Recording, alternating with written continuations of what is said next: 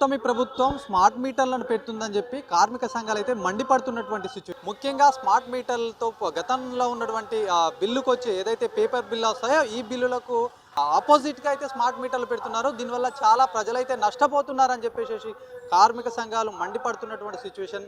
ఒంగోలులోని విద్యుత్ భవన్ దగ్గర ధర్నా చేపడుతున్నటువంటి సిచ్యువేషన్ని మనం ఇక్కడ చూడొచ్చు. చాలా మట్టుకు కూడా చాలా రోజులుగా ఏదైతే ఈ నిర్ణయం తీసుకున్న తర్వాత కూడా ఈ కార్మిక సంఘాలు దీనిపైన నిరసన వ్యక్తం చేస్తున్నాయి. ప్రజలందరినీ ఏకతాటి మీదకి తెచ్చే ప్రయత్నాలు అయితే చేస్తున్నట్టు చూడొచ్చు. ఆ స్మార్ట్ మీటర్లు ఉన్నాయో చాలా మట్టుకు ప్రజలకు కావచ్చు, ఇక్కడ వ్యాపారస్తులకు అందరికీ వ్యవసాయదారులకు సైతం కూడా నష్టం వాటిల్తుంది దీనివల్ల.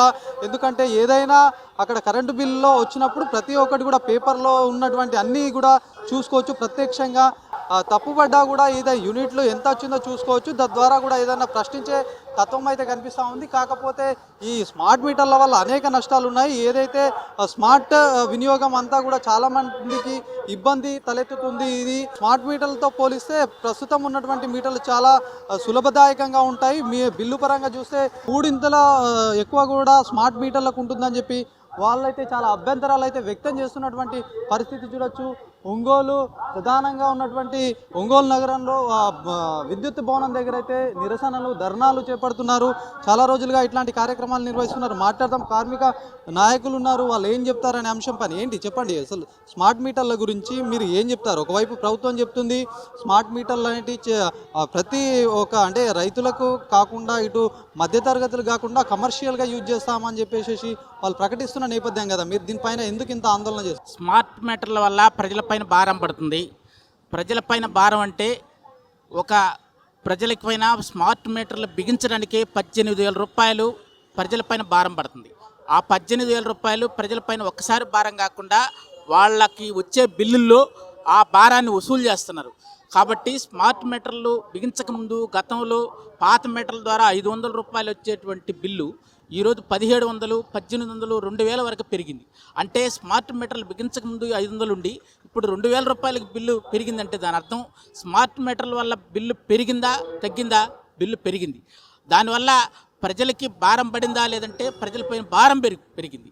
అందుకని చంద్రబాబు నాయుడు కూటమి ప్రభుత్వం అధికారంలోకి వచ్చిన దాకా ఒక మాట మాట్లాడింది, అధికారంలోకి వచ్చిన తర్వాత రివర్స్ గేర్లో దాన్ని అమలు చేస్తుంది. గతంలో స్మార్ట్ మీటర్లని పగలగొట్టండి, ఇది ప్రజలపైన భారం వేస్తాయని చెప్పినటువంటి లోకేష్ యువగళం పాదయాత్రలు మాట్లాడాడు. తిరిగి ఈరోజు ఆయన అధికారంలోకి రాగానే ఆ స్మార్ట్ మీటర్లని అమలు చేస్తున్నాడు. ఒకప్పుడు సెక్కి ఒప్పందాన్ని జగన్మోహన్ రెడ్డి ప్రభుత్వం అదానీ కంపెనీతో చేసుకోవటాన్ని వ్యతిరేకించినటువంటి చంద్రబాబు నాయుడు ప్రభుత్వం ఈరోజు తిరిగి అధికారంలోకి రాగానే ఆ సెక్కి ఒప్పందాన్ని రద్దు చేయకుండా అదే ఒప్పందాన్ని ఈరోజు కొనసాగిస్తుంది. అంటే దాని అర్థం అధికారంలోకి వచ్చిన దాకా ఓడమల్లయ్య, అధికారంలోకి వచ్చిన తర్వాత ఓడమల్లయ్య సామెతగా ప్రజల్ని చంద్రబాబు నాయుడు కూటమి ప్రభుత్వం నిట్ట నిలువున మోసం చేసింది.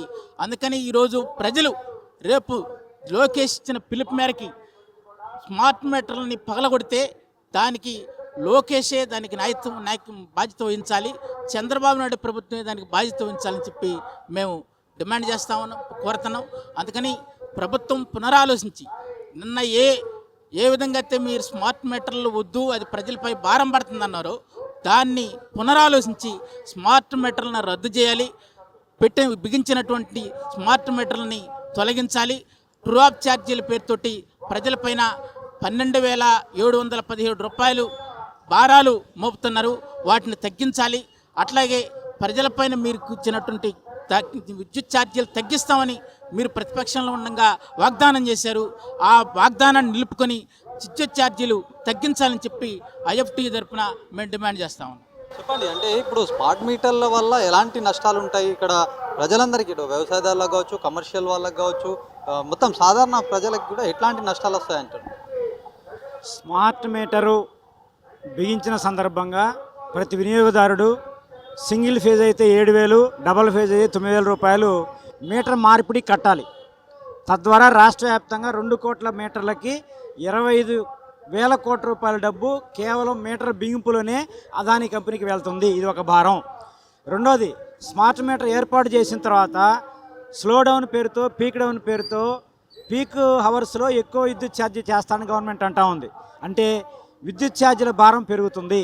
మూడో విషయం, స్మార్ట్ మీటర్లు ఏర్పాటు చేసేటప్పుడు మనము ప్రీపెయిడ్ మీటర్ని ఏర్పాటు చేసుకోవాలి, ముందుగానే కొనుక్కోవాలి. అంటే ఒక్కొక్క వినియోగదారుడు సుమారుగా మనం ఫోన్ ఎట్లయితే రీఛార్జ్ చేసుకుంటామో కొంత డబ్బుతో రీఛార్జ్ చేసుకోవటం వల్ల వేల కోట్ల రూపాయల డబ్బు నెల 1వ తేదీనే ముందుగానే ప్రైవేట్ కార్పొరేట్ దగ్గరికి వెళ్ళిద్ది. అంటే ఈ 3 రకాల నష్టాలు వస్తున్నాయి కాబట్టి మేము వ్యతిరేకిస్తున్నాం. రెండోది, ఈ బిగింపు ప్రక్రియ నిర్వహణ మొత్తం అదానీ కంపెనీకి సెకీకి చేసిన కారణంగా ప్రభుత్వ రంగంలో కాకుండా ప్రైవేట్ రంగంలో కార్పొరేట్ రంగంలో ఈ మెయిన్స్ అప్పచెప్పిన కారణంగా రాబోయే కాలంలో పెద్ద ఎత్తున దుష్ఫలితాలు రాబోతూ ఉన్నాయి. అందుకనే కార్పొరేట్ల ప్రయోజనాలకి తలొగ్గి ఆంధ్ర రాష్ట్రంలో విద్యుత్ వినియోగదారుల ప్రయోజనాలను విస్మరించి మోపుతున్న ఈ స్మార్ట్ మీటర్ల బిగింపుని వ్యతిరేకిస్తున్నాం.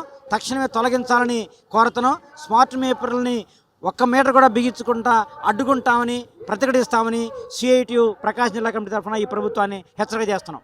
ఒకటి చెప్పండి, గత ప్రభుత్వమే ఇది అమల్లోకి తీసుకొచ్చింది, అప్పటి నుంచి కూడా నడుస్తాయి. కూటమి ప్రభుత్వం కూడా ఇప్పుడు చెప్తుంది సాధారణ ప్రజలపైన భారం మోపే ప్రయత్నం అయితే చేయమంటుంది. మరి అప్పుడు మీరు ఎలాంటి ఆందోళన చేశారు? అప్పటి నుంచి ఇప్పటి వరకు కూడా ఈ స్మార్ట్ మీటర్లో బిగించే ప్రయత్నం చేసినప్పుడు మీరు ఎందుకు అడ్డుకోలేదు? గత ప్రభుత్వ హయాంలో కూడా అదానీతో చేసుకున్న ఒప్పందాలకు వ్యతిరేకంగా మేము ఫైట్ చేసాం, పోరాడాము. ప్రభుత్వం కొంత తగ్గింది. ఆ రోజు ప్రతిపక్షంగా ఉన్న తెలుగుదేశం నాయకులు స్మార్ట్ మీటర్లు రద్దు చేయాలని డిమాండ్ చేశారు, పగలగొట్టమని చెప్పారు. కానీ ఈరోజు అధికారంలోకి వచ్చిన తర్వాత కూటమి నాయకులు అదానీ కంపెనీకి, ముఖ్యంగా ఈ రాష్ట్రంలో ఉండే ఇండోసోల్ కంపెనీకి, సిడిసా ఎలక్ట్రికల్ కంపెనీకి తలొగ్గి వాళ్ళ దగ్గర డబ్బులు తీసుకొని ఈ ప్రభుత్వం కూడా వాళ్ళకి లొంగిపోయింది. అంటే ఒక రకంగా కార్పొరేట్కి అనుకూలంగా వ్యవహరించడంలో, ప్రజలకు వ్యతిరేకంగా వ్యవహరించడంలో జగనైనా కూటమైనా ఒకటే అని మేము భావిస్తున్నాం. అందుకని ఈ ప్రజా ఉద్యమంలో మేము ప్రతిపక్ష పార్టీలని కలుపుకోవట్లేదు. కేవలం వామపక్షాల ఆధ్వర్యంలోనే ఈ అవకాశవాద రాజకీయాలకు వ్యతిరేకంగా, కార్పొరేట్ అనుకూల రాజకీయాలకు వ్యతిరేకంగా మేము పోరాడుతున్నాం.